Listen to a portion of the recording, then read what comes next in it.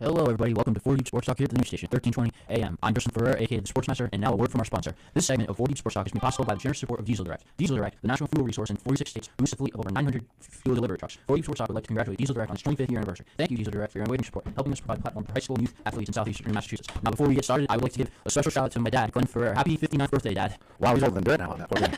No, Dirt's been around longer than that. Hi, Dominic, the man Lusker Brawl has just came in. Catherine Punning, a.k.a. Casey, on social media. And I believe we have Dr. Renee Rochester on line. Renee, did I hold the right call, I hope? Say again? Hello? Yes, Can you hear me? I can, hon. Thank you for calling. What's that? I'm glad you can hear me. I was hoping that I did the right thing. Oh, you did. I'm glad I gave you the right number. But for those people, this really exploded on social media with Renee coming on the show, especially in the Brockton area. She's a Brockton alumni. Actually, text up. So she needs a set of headphones. Yeah. Is there one on this side right here for her? Is there another set? No. The other set's broken? Oh boy. Yeah, I'm using these headphones so everyone can hear on TikTok. Oh, you know what we could do? She definitely needs headphones. You might have to use your headphones. Okay. You know what I mean? Small sacrifice. And then we'll give her those. We're just having a small technical issue, Renee. I'm sorry. No worries. No worries. I'm good. But again, this really took off big on social media, especially in the Brockton High School area. I had the pleasure of meeting her. Oh, what was it? Over a month, right? Was it been a month or just under a month? Yes, sir. Right, and she came to visit my girlfriend Susan, aka fiance, whatever you want to call it, depending on how she's feeling that time of the day. And I know she's with the girls from your class. They can get on Saturday. She's probably listening right now at breakfast. But if you want to call and talk to Dr. Rochester at 508-222-1320, we can, of course, replay the show for local access TV and our YouTube page. But first of all, again, thank you for taking the time. That was really nice of you. I greatly appreciate it. No worries. Now, a little history about Renee. She was a pretty good athlete back in the day. Graduated Brockton High School in 1977. Won the state. You guys won the state championship, correct? Yeah, we did my senior year in track and my junior year in basketball. And then because she was so good, somebody over in Texas said this girl's pretty good. We have to grab her. And she was a dual athlete in basketball and in track. So I want to make sure I get that. I have a rundown. She was very gracious to give us a bio, and I felt like she left a lot of stuff out. But she did it done really well. And there's a couple of professional athletes I'll mention, as the program goes on, that will McCullough as far as how she touched. Can you hear her? You're on. Oh, you're on one, right? How about now? Can you hear it now? No. Well, you know, Plugging in for some reason. how about number two? Try number two. Oh boy. I think it's a jack. It could be the jack. How's that one? No. Oh, you know what it is? You need the big adapter. So I think they have that. They probably have that in if. There's nothing on the side, right? There's not a big one on the side. No. Big adapter. No. All right, so let's get in. I know Justin has some questions. Him and I are going to go back and forth, and Catherine Conley will check in as well. Why don't you just have any question? I'll go off you. Okay, my first question is, how does one become a motivational speaker? Well, for me, it just was being a teacher and sort of hearing me speak at a banquet, for athletes or doing things like that. Other people heard me speak and said, "Hey, can you come and speak to our group or that group?" I really never planned on being a quote-unquote motivational professional speaker. I just was a teacher most of my journey, and people heard me at different places, and I just opened up a lot of doors for me. So one thing led to another. That's pretty much what happened for me. But there are speaker bureaus that you can quote-unquote become a part of, but I've never done that. Oh, so you're just independent. You're not part of a certain group, isn't it? I hear that right? Yes, I'm not part of the Speakers Bureau at all. I just have been who I am. I've had my own nonprofit and my own LLC for a while because I consult and do a lot of training. And just teaching really is what opened doors for me immensely because when you teach, you speak every day. And I had opportunities to speak on many platforms, many levels, both overseas when I played basketball overseas with a team called Israelis. And I was put out front quite a bit doing some of the things that I do. So a lot of it is just a gift, but some of it is just honed in the classroom as a teacher. So did you kind of walk into being a motivational speaker, or am I hearing that right? I'm hoping I'm hearing that right. Or is that just something like, I want to do this? This is something I think I can be good at. Well, let me tell you this. Once I started teaching and the doors started opening, I just started walking through the doors that opened for me. And you never meet a stranger. If you love God, love people, things will work out for you. And that's really what happened for me. So-and-so said, "Hey, we heard Renee Rochester say, hey, we heard Doc Rock." That's my nickname. And then they say, "Hey, can we have her come speak to FCA? Hey, can she come speak to our YouTube?" And that's really what happened for me. And the doors continue to open, in the last 4 years. I like that, Doc Rock. That's really cool. You don't have t-shirts made up, do you? That's really good. I like that. Doc Rock is stuck for a long time, and it still happens to this day. It was a story the other day. I hear, "Are you Doc Rock?" It depends who's asking. Yeah, right. So they still picking you over your accent in Tennessee, or did you get rid of it? Sometimes when I went to school in Texas, that's where my accent slowly began to change, but not quite. I still don't say all. I say you guys. But, it's just people, when I'm tired, they'll hear, "Oh, can I go get my car?" They can hear it when I'm tired when it comes out. But once it's Brocktonian, always Brocktonian. Massachusetts, whoop, whoop, forever. What? That's awesome. All right, so I'm going to ran down about your career. When did you start over at University of Tennessee? Actually, it's University of Texas. Texas, I'm sorry. Yeah, that's okay. I went to Texas as a freshman, the fall of 1977. Some of my just kidding. Went the fall of 1977 as a freshman athlete, and I walked onto the basketball team, but I was scholarship to the track team. And so it was the fall of 77. Right after I got out of high school, I had 5 pretty major colleges recruiting me, but I chose Texas because my mother said, "Hey, they give you the most money." I said, "Yep, that's it." Smart woman. Smart woman. That's really cool. So Texas, I don't know where I got Tennessee from. Well, I think she lives in Tennessee. Say that again? Right. Oh, you're in Tennessee now? Tennessee. Yeah, right, that's right. I wanted that. But some of the players, I just want to make sure I get this out here. So some of the people she influenced played in the NFL and Las Vegas Knights. We'll talk about Las Vegas Aces. We'll talk about that in a minute. The WNBA. So Jalen Ramsey, drafted 2016, played for Florida State, drafted by the Jacksonville Jaguars, played for the Rams and the Dolphins. Derek Barnett, graduated from the University of Tennessee, drafted by the Eagles, currently on the Texans. Darius Garland played for Vanderbilt, drafted in 2009 for the Cleveland Cavaliers. Of course, he played basketball, NBA. Right, basketball. Yep, and then Dawson Knox. Just name a couple on the bio she's graciously give us. Drafted in 2019, played for Ole Miss, and is currently on the Buffalo Bills. And that's just a couple of the people you had the pleasure of influencing in their lives and touching them. And what was their big thing as far as with these 4 guys? Not to get too personal, I was just curious. What was their big thing that you saw blocking them from being great? Well, I don't know that a lot of things blocking them, but I do believe that when you're in high school, it can be a tumultuous time sometimes because teenagers go through adulthood, life happens. And, one thing that I've always done is I've been a high school educator for years is that I realized that in the real world, there was real issues and real life hits them in the face from time to time. And found out, and what I do with all my students, I taught all 4 of those in class, is who are you? What do you want to do? Where do you want to be 5, 10 years from now? What do you want to do? And I knew all those gentlemen that you mentioned wanted to go to the next level. And I said, okay, so what's that going to take? And so my thing is to keep them level-headed and look at them holistically, spiritually, physically, emotionally, and, mentally, that they keep up the grades, do what they need to do, and just be available. So for each of them, they all have different stories, and just meeting them where they're at and keeping them encouraged to where they want to go. And I didn't do it by myself. There are other colleagues that really came alongside a lot of these guys. My school, for many years, was a very strong sports school. And but I went in not as a coach. By the time I was teaching at Brentwood Academy, where I'm at now, I went in as an academician. I was Dr. Rochester when I came in, and I really wanted to teach. And then I built what's called an after-school tutoring program called Eating Education Empowerment, and just to make sure that those athletes that got out of workout that would go home. And some of them had to travel quite a bit. In private schools in the state of Tennessee, you don't have a lot of bus service, so they need to get rides and drive themselves and whatnot. So I wanted to make sure that after they got out of late practice, they could get a little light meal. And I hired tutors locally because this is college mecca down here. There's like about 7 schools within a 30-mile radius, and so I hired tutors, and we made sure we cranked out what they needed. So back then they could clear the clearinghouse, and they could get the grades they needed to go where they wanted to go and grow. That's awesome. What else you got? We're actually going to take our first break, Renee. We can still hold on to you for the hour, right? Oh, yeah, I'm good. All right. We're going to take our first break. You can call in when we get back at 508-222-1320. We're talking to Dr. Renee Rochester. We'll be back with her and more. I was going to get myself, I haven't stopped fire. We'll be back with more with her right after this. All right.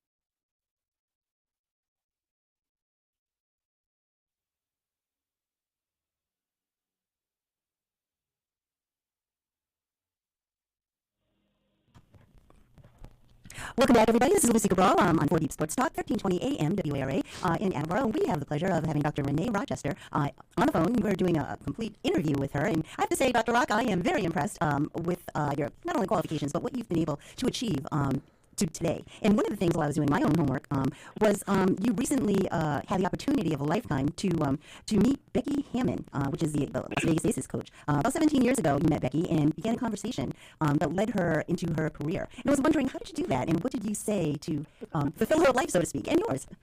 Well, we actually met in a pizza parlor in New York City. It was raining at night. She really didn't want to meet me. She thought that I was going to be one of these Christian evangelists beating upside the head with the Bible. I love basketball. I love basketball. And a friend of mine, Jenny Gusick, who also she's an assistant coach for the Indiana Pacers, but Jenny introduced me. She said, you need to meet Becky. I used to do what was called the WNBA Getaway, and it was a retreat for professional women's basketball players, that could come, and it was, Christian-based. We have it in Southeast Miami, and so that's when Sketches was still playing with Riley. And so, we met. So I met Jenny there. Jen said, you need to meet Becky Hammond. I said, well, point guard, I play for Liberty, because she was playing for New York Liberty at the time. I said, she's got game. She's got game. So it was pouring down rain. She didn't want to come. She did come. We had a pizza parlor, her and a friend, and myself and Becky, and got her named Dr. Dave on it. We literally shut the place down. And I said, look, she asked me my story and how did I'm doing what I'm doing, and how did I, grow my relationship with her. I said, look, if you want to tie, here's my number. No pressure, call if you want. And she started calling. She traveled at that time, playing overseas for Russia. That's where most of the women went before the WNBA began to go to where it is now, but there's a cap on how much they can make. So many of the players would play overseas during the offseason to make up the difference in salary. They don't get paid, but the men get paid. So she started calling me, and we would just be talking. And she called me from Russia, and then one day she said, you want to go to the Olympics? I'm like, shut up. So I ended up, and it was funny because I was training for the 80 games, and that's the year we boycotted. I qualified for the trials, we didn't get to go. We were going to, the United States was going to go to Moscow, but Russia at the time invaded Afghanistan, so we boycotted the game. So here she is, going to play for Russia with dual citizenship. Some of the women have dual citizenship, but she's going to play for Russia in China. Crazy. And so here I am in China with her, with the Russians.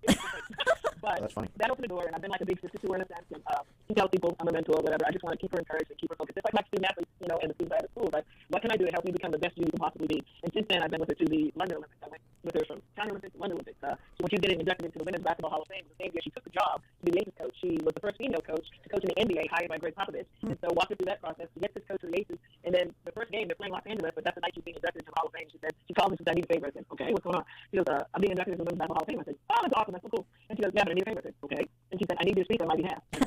I said, for about $2. And it was on ESPNU. I mean, it was a big deal. Yeah, sure. It was wonderful. It was awesome. And she goes, yeah, the world needs to know who Dr. Renee is. That's what she called me, Dr. Renee. But I said, my nickname is Dr. Rock. And I got these nicknames not to tell people I actually do have a real name. But it was fun. I got to do that. And since then, when I first went to meet her team, she goes, hey, I want you to talk to the team. I said, what can I say? She goes, I know you. You say whatever God takes on your heart. I said, okay. So the fun thing is, I get to be me, do me. And I just tell people all the time to do you, boo. And when you do who you are, and you're not trying to be anybody else, it's amazing the doors are open for you. And I am excited, to be involved in her life and now some of her players' lives. I get to do some neat things like that. So that's kind of how I got started. We've been friends for quite a while. Wow, that's quite a story. It's so inspiring. What was the message before the pregame there, for the championship game with the Aces? What was your message to the team? That was so fun. I mean, I didn't even know I was going to talk to her. She said nothing to me because I think she was just trying to work it out. The game 3, they lost. And so game 4 was, and they were in New York. Game 4, I was on spring break, and I really had to go back home. And she goes, "You're not leaving, are you?" I said, "Hey, I got a job. You know, I gotta go back to work." And so she said, "Listen, see if you can stay, blah, blah." So I ended up staying. I did my class online on Teams. And she doesn't say anything to me. I go to pregame that day, and, when they shoot around, and I'm talking to Carolyn Tech, and Holly Rowe, who does the, game, we're just chatting. And she still hadn't said anything to me about saying anything to the team. I'm like, okay, I'll just hang out and be there. So the whole day goes by, and she's struggling because the game 3, 2 starters went down with injury. So 2 starters that were going to be out, Chelsea Gray and Tia Soapson. So we're at the hotel, and Mom's there, and her dad says, "Hey, what are we going to do?" I said, "Coach." I said, "You've been to it, Coach." And she goes, "Two plays out." She goes, "What if I do this?" And the fun part is I know basketball, we can talk basketball, but I also can keep her encouraged. And so then she said nothing else to me, and I said, "Listen, I'm going to go back and take a nap. We're tired. I taught 2 classes today online, went to your shoot around, and I'm going to be fired up for this day. Go back to the hotel, I take a nap, I get up, I'm walking. I got to go run to catch the family friend bus to get to the arena. So I'm kind of hustling. I call my best friend. I said, "Anita." My best friend's name is Dr. D'Amico. Shout out. "Hey, what up?" Anyway, so I'm walking. I'm trying to get this bus. But all I hear in my head is the story of Elijah in the Bible. Elijah, the supernatural strength of God came on him, and he overran the chariot. I said, "Help me. What's the story?" I got my buttons in. I'm walking the street to the door. She goes, "Well, you know." She goes, they had a drought. They had a real bad time. They had a famine. They prayed for rain. They hadn't had rain for 3 years. I'm like, "Oh, yeah. I remember the story." So that's it. I get on the bus. I get to the arena. I'm looking around. I still don't hear from Becky. So I think Becky got this. I get in the stands, and on the bus, Chelsea Gray's mom said, "Why shoot the team?" I said, "I think Becky got this one." I get in the stands. I sit down. And here comes her mom and dad. They've been visiting with relatives of Mitchell. "How do you know the team?" I said, "I think Becky got this one." As soon as I said that, my phone started to go, It's Becky. She goes, "Hey, when the clock says 42, you have my team." I'm like, "Oh boy, here we go." So security will be up there to get you shortly. So here comes security. I'm walking down. I'm like, I have no idea. And so I get in the locker room, and they're all sitting there, and I'm looking at them. I'm like, "Oh boy." And I said, I did not know I was going to talk to you again, but you know what? I think God did. I said, on my way here, all I heard in my head was the supernatural power came on Elijah. He overran the chariot. And I said, "Could it be?" And I started pointing to the subs that I knew we have to go in. I said, "Could it be God wants to put his super on your natural?" I said, "They had a drought. You guys have had a tough time, a tough long season. You got 2 starters out." I said, "Couldn't it rain today?" And so I started, I don't know if you packed the legs to make it sound like rain. So I started doing that. So they all started doing that. I said, "Rain's coming. Rain's coming. I believe it's going to put supernatural on your natural. Rain's coming." So I said, "But it's not R-A-I-N. It's R-E-I-G-N." And they were like, "Yeah, yeah." It was really kind of funny because 2 coaches were kind of pushing each other. Like, "What's up? What's up?" And I'm looking at him. Becky's looking at him. I didn't find this out until after they won the whole championship. We get back in the locker room. Becky says to me, she goes, "Hey, did CT tell you what happened before the game and why they were pushing each other in the locker room when you were telling the story about rain?" I said, "No." She goes, "Well, let me tell you." She goes, "When they came into the arena, they had to walk across the gym to get to the locker room, and there was a man up in the stands holding an Aces sign that said, 'Pray for rain.'" R-E-I-G-N. I'm like, "Shut up." What a coincidence is that? Wow. And can I tell you, it is pouring out over here. Come on now. I swear to God, it's raining out right now. I forecasted just before I What a pointed it out. story. What a story. That is incredible. And that's what with the Liberty of the Aces. Which one we messed up? I spoke. They were playing the Liberty in the finals. Oh, okay. Yep. And so it was crazy. And so since then, different players, I just keep them encouraged. That's what I do for the team, periodically. And you never know. The good book says, that your gift will make room for you and set you before greatness. And I think it's great people. I just think it's a great thing that God has in store for each of us. I completely agree with that. Completely agree with that. And with that, I know you wrote a book called The Love of the Game, The Great Commissioner's Draft. Tell us a little bit about that. You use basketball as a metaphor for teaching, spiritual growth and development using basketball. And the story you just told is just that. And I just find that so inspiring. It's just a lot of fun to be able to just use, I really believe this with all my heart is that, we don't know how long we're going to be on this side of the world, on this side of the earth, but what we do is we love God, we love people, and just be who we are, and the doors, like I said, of opportunity will open. So for me, I just use my gift and what I do. I love to speak, and acronyms come to me pretty naturally, so I just use acronyms and tell stories from, the Bible, but put it in the language of whatever the people do I'm talking to, and because it brings life, it's encouragement. Absolutely. And with that, Renee, Dr. Rocco, we have to take our second break, and I'm sure you'll be back with us. I'm learning a lot about you, and I'm just getting very excited over here. So with that, you are listening to 40 Sports Talk here on the news channel 1320 AM out of Attleboro, and we'll be right back right after this.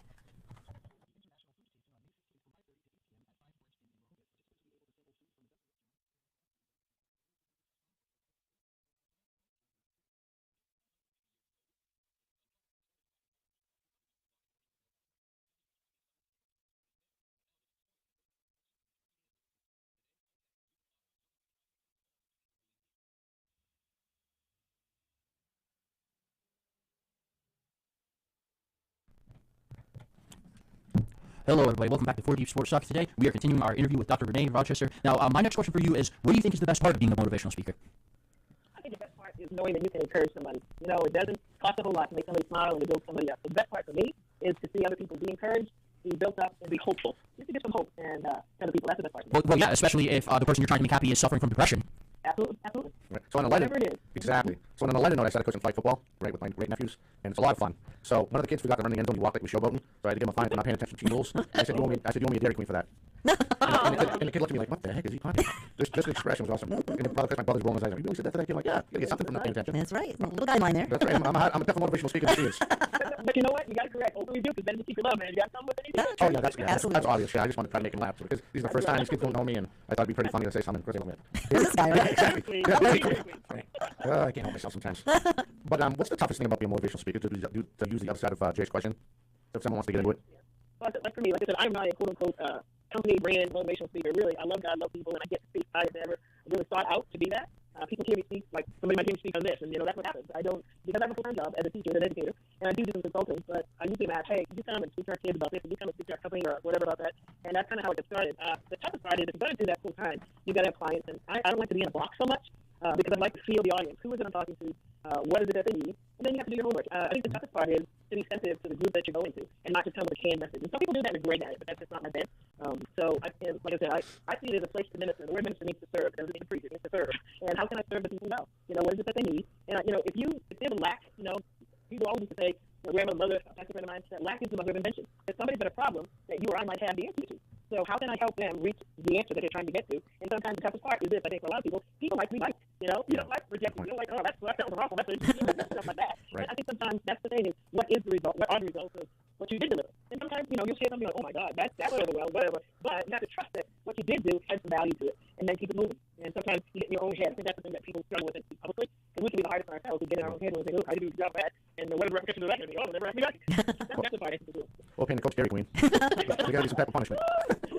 I wish you got here for the award ceremony. Oh man, that would be awesome. Maybe next year we get you for our award ceremony. I don't know if I think I told you like really fast because I only had a chance to see you. I know I met you over at Susan's house, I should say my house, and we're doing our 5th annual South Shore Player and Coaches of the Year, and we're doing a new Hall of Fame. We're actually doing a Hall of Fame, and it would have been nice to have you do the award ceremony and give a chance. I mean, you don't really need to push what you do. That's pretty, it's pretty obvious what you do. It would have been nice to have you. Maybe we could work something out next year. That'd be great to have you come to the award ceremony. That would be an honor. And see, that's what I do. I want to go celebrate the coaches. Like, let me give you an example of what this motivational cool opportunity is for me.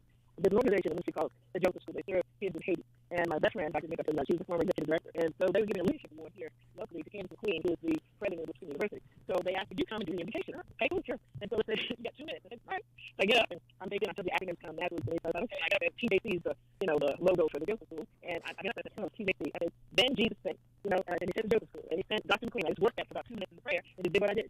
I sat down and then when I sat down, everybody that was speaking throughout the program kept mentioning Dr. Rock's prayer. And I kind of got pissed. I'm like, I was here for 2 minutes. Then there's this organization called the AIR Foundation. They said, hey, do you think that, can we get your number? I said, sure. But we need help with that. Okay. Then I get an email. The AIR Foundation said, hey, we have a celebration. We want to celebrate our leaders that work with our young people. And we have a training in our conference, and April, you think you can come. So I get on the call with the executive leadership team, the CEO and his exec team. He was like, I heard you did a great job, at the luncheon. I said, sir, I spoke for 2 minutes in prayer. He goes, well, obviously you did a great job. So on Tuesday of this week, I'll be speaking at lunches. That's the kind of stuff that is happening in my world. And so I just ride out, and maybe eventually if I step away from school, I don't know that I'm going to do that anytime soon, Lord willing. But, I do enjoy being able, like I said, to encourage people like that, teachers, players, coaches, whatever. Where my bent is just encourage people. But I tell people in the locker room, the prayer room, the board room, or the classroom, let's roll. That's awesome. That's amazing. That's absolutely amazing. Do you find that you're speaking to not only young people but athletic people, or just everyone in general? Yeah, those sports venues, like I said, as a teacher, you are a speaker. And you do your homework, to prepare to teach. But anytime I go to speak to them, I always do my homework. What is your theme? I ask them what's going on. So my life passion is to encourage young people and those who serve them, whether it be teachers, parents, youth workers, youth pastors, actors, whatever. So empowering the leaders, of course, the next generation. The very first book I wrote was called Positions of Exchange, Who Will Impact the Next Generation. That's my heart. Because we're always going to have the elderly. We're always going to have young people. And right now, we have 4 generations of people living today. We have the Alphas being born now. We got Gen Z. We got Generation X. We got Millennials. And we have the Boomers. All still alive right now. So making those connections and keeping people encouraged, that's a fun thing. Daunting at times, but fun. And Generation Y as well. Generation Y. There you go. That's me. If you were 96 was the last year to be considered Generation Y. 96. Okay. I don't know how you remember all that stuff. Yeah, Y, Z, Alphas, Millennials, Boomers. You're right. I don't know what I'm in. I'm not a millennial, right? I'm a boomer. You're a boomer. We're boomer. Yeah. So I have 2 millennials. Yeah, I'm a boomer, bro. Well, so, Renee, what's that book you mentioned earlier? The book you wrote? Yeah, I didn't post those. I think if people want to know the book, they're right there on my website. I'm not real good. It's promoting me. That's why you're here. That's part. But they can go. I've written several books. The first book was Positions for the Exchange, Who Will Impact the Next Generation. And then I wrote The Love of the Game, the Great Commission's Draft, when I wrote for the WNBA, which we're revising for now because so many things have changed, in the last 20 years. Yeah. And then I've written a book with my colleague, Dr. Anita D'Amico, The Culturally Wired Brain. Our brains are wired by the cultures, which has been weird. Like I said, there's a sport language. There's all kinds of different languages and environments we've been weird in, and that's how we process a lot of times. So I wrote that, wrote chapters in books, I've been devotionals, blah, blah, blah. I know, right? So give yourself an credit. Wow. Yeah, my girlfriend warned me about her. Oh, that's fine. When we get back, we're going to take our last break. I'd like to get off a little bit. Youth sports radio, TV show, if you will. There's a gentleman you gave me the bio on. Give us the bio, and I apologize for not getting out to everybody last minute. This Dr. Ed Glasscook. Yeah.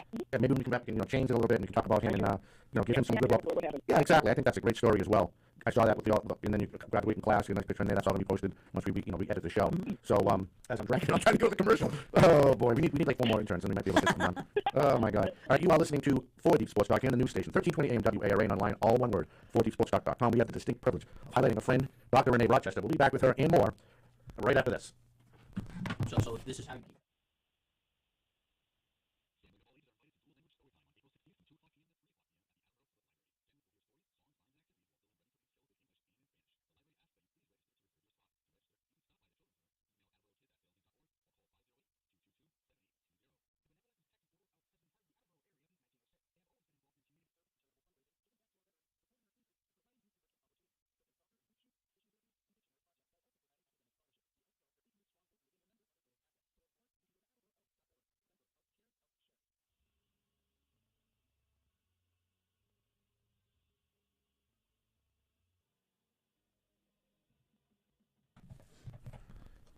Hey, welcome back. You are listening to 4 Deep Sports Talk here on the news station, 1320 AM WARA and online, all one word, 4deepsportstalk.com. If I didn't do anything wrong, Renee should still be with us. If you want to call in and talk to us, and Renee, 508-222-1320.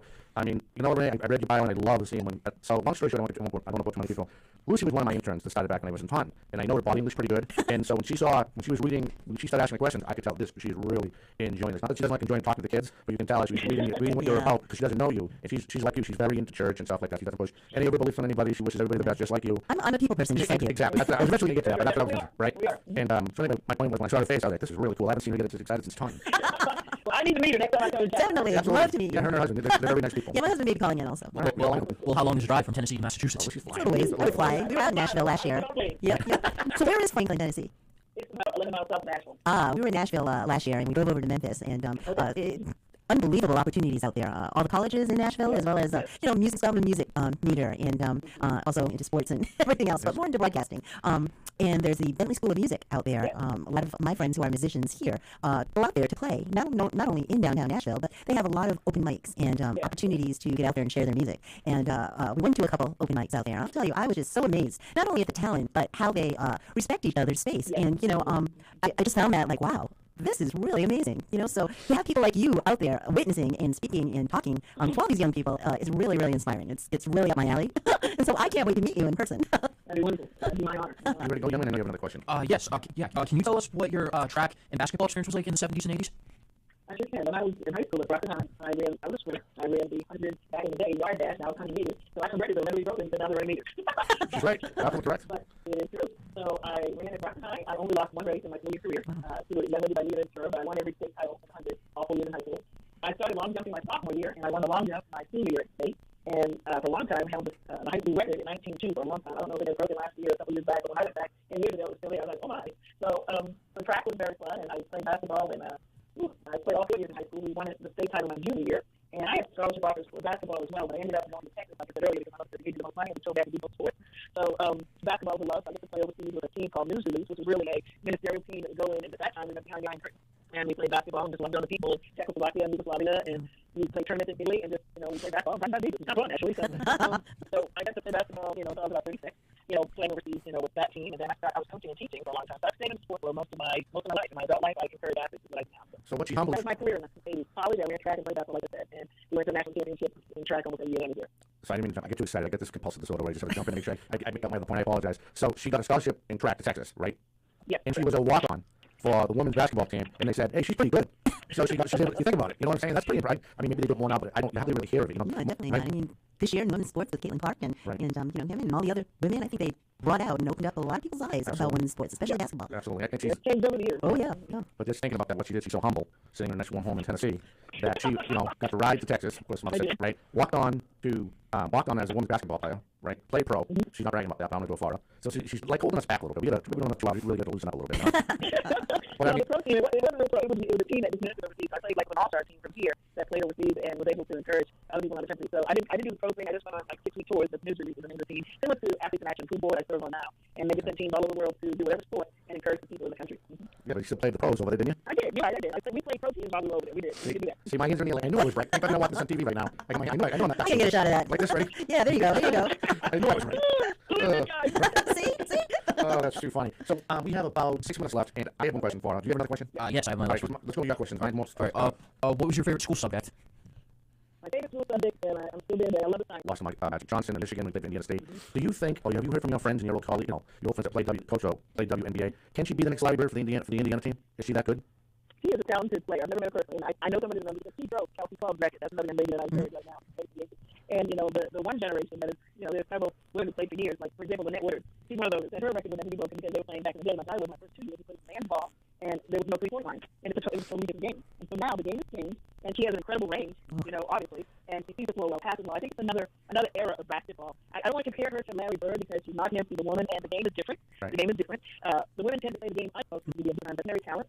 But what will come in her future, I wish it was guys at court. Indiana, with her and Boston team, you know, and the other players that are already there, I think they're going to do real well. But I think that little bias for me. But they will. I think they will have an incredible season. I think it'll be a game changer for not just her team, but I believe for this year's basketball. Yeah. And her receipts, and they that totally opened up a lot of, and I think she's definitely bridging this with her. She thinks it is a fact. Oh, yeah. I think what we'll see is the game is changing, but the parachute, no crack my direction, like, dude, I appreciate it. Great talking to you, Dr. okay, we go there. Definitely. Guys, thank you again. You're welcome. Bye-bye. Bye-bye. And with that being said, I think that we're going to get time out here in about 2 seconds for the whole group. Catch you next Saturday. All right, I need a shot.